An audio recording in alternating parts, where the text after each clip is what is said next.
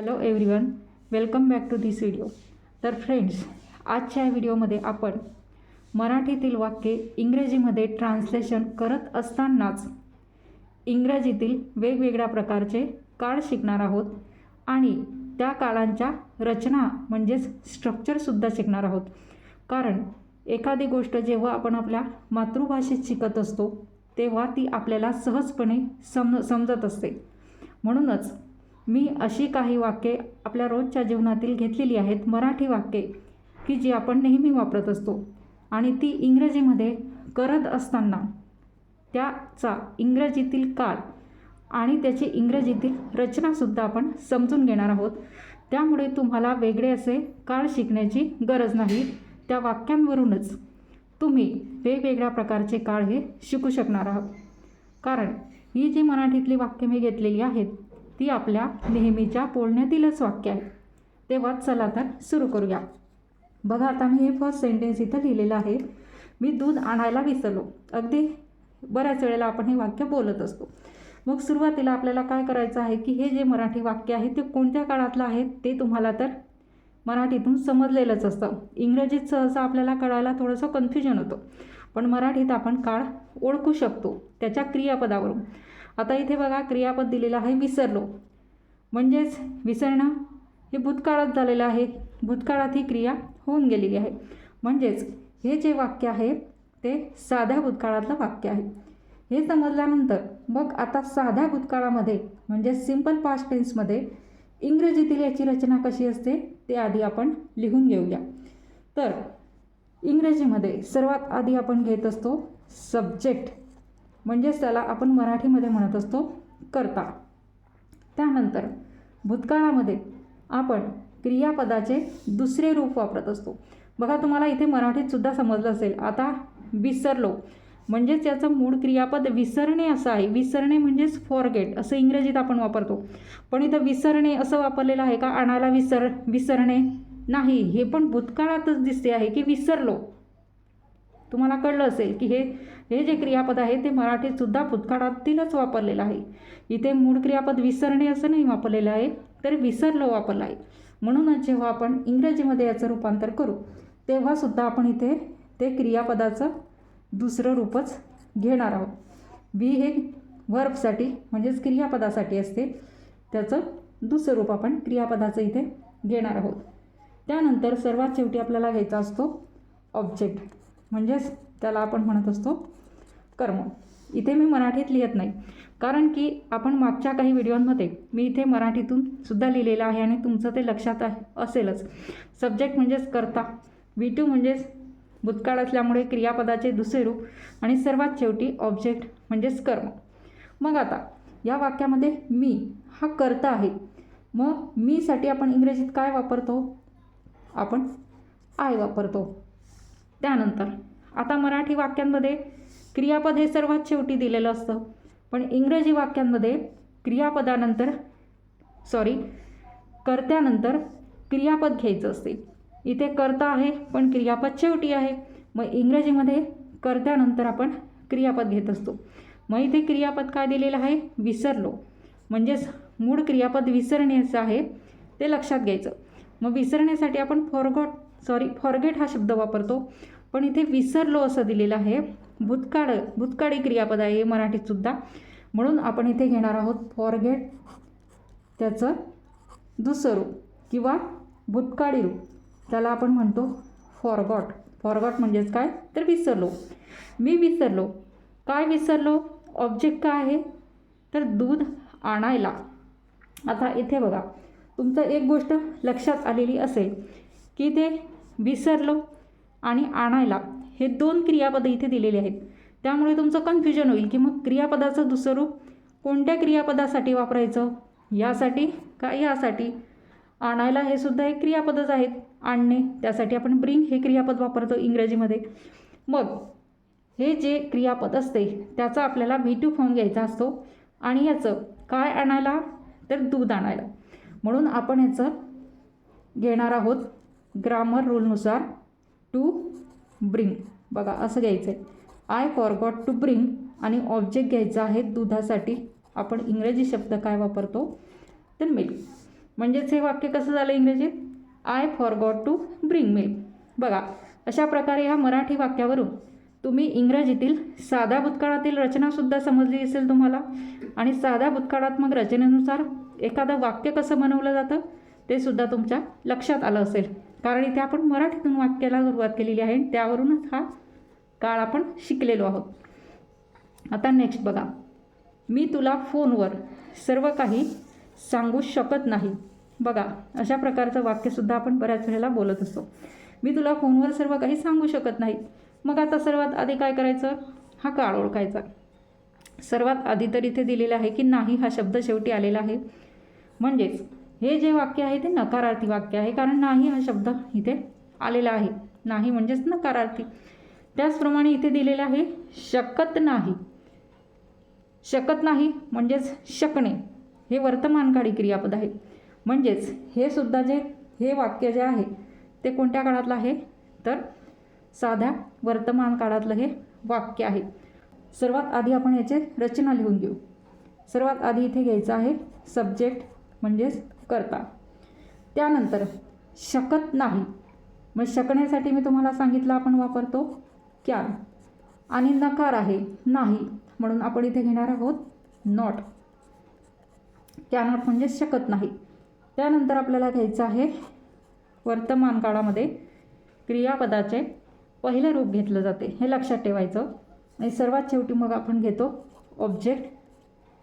आणि ऑब्जेक्ट नंतरसुद्धा वाक्यामध्ये जे काही शब्द राहिलेले असतील ते ऑब्जेक्ट नंतर तुम्हाला घ्यायचे असतात, हे लक्षात ठेवायचं.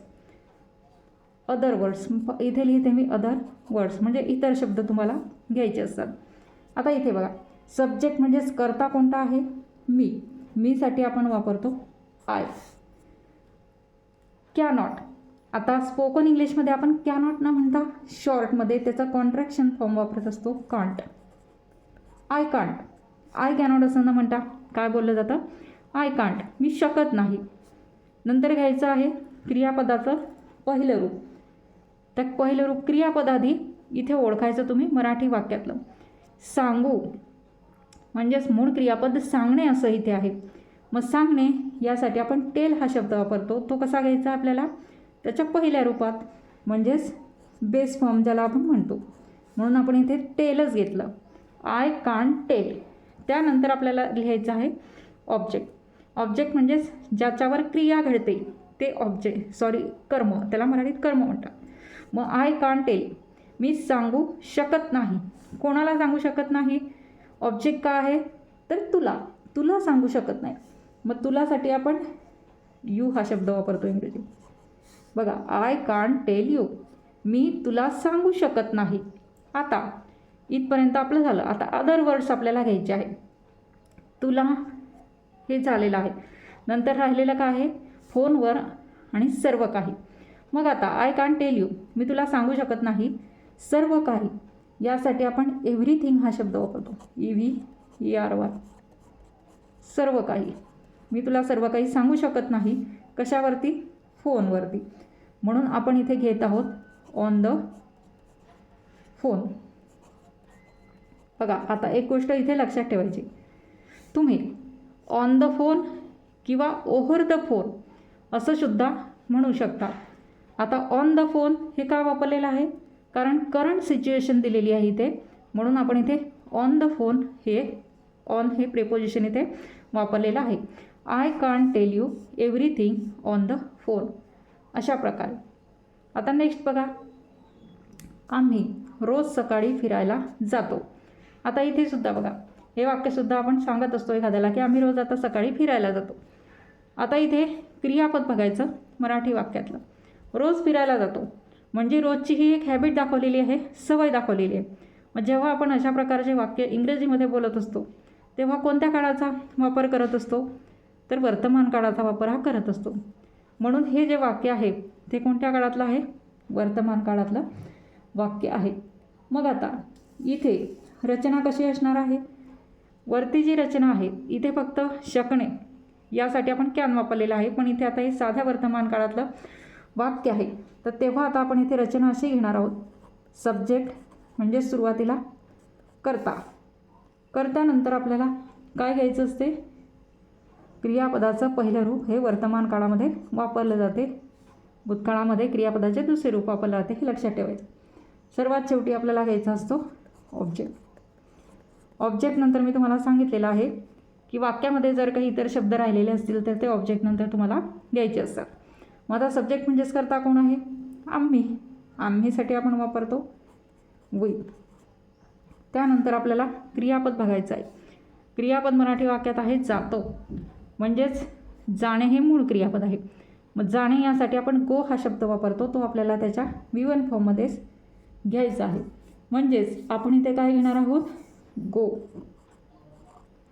कशासाठी जातो, तर फिरायला जातो, म्हणून आपण इथे काय घेणार आहोत, गो for a walk. Go for a walk. आणि इथे राहिलेले शब्द आहे रोज सकाळी. रोज सकाळी म्हणजेच काय, एव्हरी मॉर्निंग. Every morning. बघा अशा प्रकारे मग हे वाक्य इथे इंग्रजीमध्ये ट्रान्सलेट झालेलं आहे. We go for a walk every morning. अशा प्रकारे. आता नेक्स्ट बघा, तुम्ही मला कसे ओळखता. बघा एखाद्या वेळेस एखादी व्यक्ती आपल्याला भेटते आणि लगेच ती आपल्याला ओळख असल्यासारखं बोलते, म्हणजे ती ओळखतच असते आपल्याला, त्यामुळे आपण ओळखत नाही पण तिला. मग आपण लगेच म्हणतो तुम्ही मला कसे ओळखता. अशा प्रकारचा जर प्रश्न तुम्हाला इंग्रजीत विचारायचा असेल तर मग तुम्ही कसं विचारा. सर्वात आधी तर इथे ओळखता, त, ता, ती, ते, हे मागच्याच बऱ्याच व्हिडिओमध्ये मी तुम्हाला सांगितलं आहे की काळ कसा ओळखायचा, शेवटच्या क्रियापदाच्या शेवटच्या अक्षरावरून. त, ता, ती, ते, तो. इथे ता आलेला आहे, म्हणजेच हे सुद्धा वर्तमान काळातलंच वाक्य आहे. पण हा प्रश्न दिलेला आहे, मग प्रश्न तो सुद्धा कसा आहे की इथे प्रश्नार्थक शब्द आलेला आहे कसे. मग आता WH टाईपचा हा प्रश्न आहे, म्हणजेच आपल्याला सुरुवातीला प्रश्नार्थक शब्द WH टाईपच्या प्रश्नांमध्ये घ्यावा लागतो. याचासुद्धा सेपरेट व्हिडिओ मी बनवलेला आहे की साध्या वर्तमान काळात WH टाईपचे प्रश्न कसे बनवले जातात स्ट्रक्चरनुसार. तो व्हिडिओ तुम्ही नक्की बघा, त्याची लिंक मी डिस्क्रिप्शन बॉक्समध्ये देणारच आहे. मग आता त्यासाठी आपण काय करायचं आहे, तर सर्वात आधी WH वर्ड घ्यायचा आहे, म्हणजेच काय, तर प्रश्नार्थक शब्द.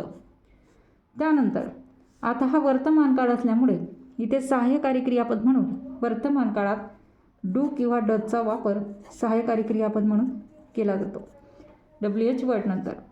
त्यानंतर घेतला जातो कर्ता, त्याला इंग्रजीत म्हणतात सब्जेक्ट. त्यानंतर घेतलं जातं क्रियापदाचं पहिलं रूप, कारण हे वर्तमान काळातला प्रश्न आहे. आणि मग नंतर घेतलं जातं ऑब्जेक्ट, म्हणजेच कर्म. राहिलेले जर शब्द असतील तर ते घ्यायचे शेवटी क्वेश्चन मार्क. अशा प्रकारे. आता बघा या स्ट्रक्चरनुसार आता आपण हा प्रश्न बनवू. WH वर्ड म्हणजे प्रश्नार्थक शब्द, मराठीत प्रश्नात कोणता आहे, कसे. मग कसेसाठी इंग्रजीत आपण काय शब्द वापरतो, हाऊ, म्हणून तो आपण सुरुवातीला घेणार आहोत. आता नंतर डू वापरायचं का डज, हे कशावरून ठरत असतं. डू वापरायचं का डज, तर हे कर्त्यावरून ठरत असतं. म्हणजे सब्जेक्ट बघायचा, त्यासाठी डू वापरायचा का डज यासाठी सब्जेक्ट म्हणजेच कर्ता बघायचा. मराठी प्रश्नातला आपण कर्ता बघू, तुम्ही. मग तुम्हीसाठी इंग्रजीत यू हा शब्द वापरतात. मग यू नंतर काय वापरलं जाते, यू. डू वापरलं जाते, हे सहाय्यकारी क्रियापद. म्हणून आपण हाऊ नंतर इथे काय घेणार आहोत, डू. बघा डू कसं आला आता तुमच्या लक्षात आलेलं असेल, डू ने डजपैकी डू कसं इथे आलं ते. तर कर्ता आहे तुम्ही, त्यासाठी आपण वापरतो यू. नंतर आपल्याला काय घ्यायचं आहे, क्रियापदाचे पहिले रूप. क्रियापद आहे ओळखता, म्हणजेच मूळ क्रियापद ओळखणे, त्यासाठी नो हा शब्द वापरतो आपण.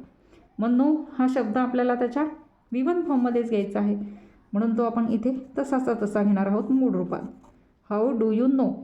नंतर ऑब्जेक्ट कोणता आहे, ऑब्जेक्ट म्हणजेच कर्म. मला, हे ऑब्जेक्ट आहे ज्याच्यावर क्रिया घडते ते कर्म, मला. मग त्यासाठी आपण वापरतो मी. आता इथे बाकीचे शब्द नाही आहे, त्यामुळे इथे क्वेश्चन मार्क येणार आहे. हाऊ डू यू नो मी, तुम्ही मला कसे ओळखता. अशा प्रकारे मग तुम्ही इंग्रजीमध्ये प्रश्न विचारू शकता. आता इथे बघा, इथे एक शेवटचं वाक्य दिलेलं आहे, मी त्याला फोन केला. आता हे जे वाक्य आहे तुम्हाला सहज ओळखता येईल की हे कोणत्या काळातलं वाक्य आहे. आता हे जे वाक्य आहे त्याचं इंग्रजीमध्ये ट्रान्सलेशन करून तुम्हाला कमेंट बॉक्समध्ये लिहायचं आहे. तिथे ते ट्रान्सलेशन मी तुमचं चेक करणार आहे. तर अशा प्रकारे आज आपण रोजच्या बोलण्यातील आपली मराठी वाक्य घेतली आणि त्या मराठी वाक्यांवरून आपण वेगवेगळ्या प्रकारची काळ शिकलो. हे महत्त्वाचं आहे. त्या काळांची इंग्रजीतील रचना आपण पाहिली. त्या रचनेनुसार आपण त्या वाक्यांचे इंग्रजीत रूपांतर केले.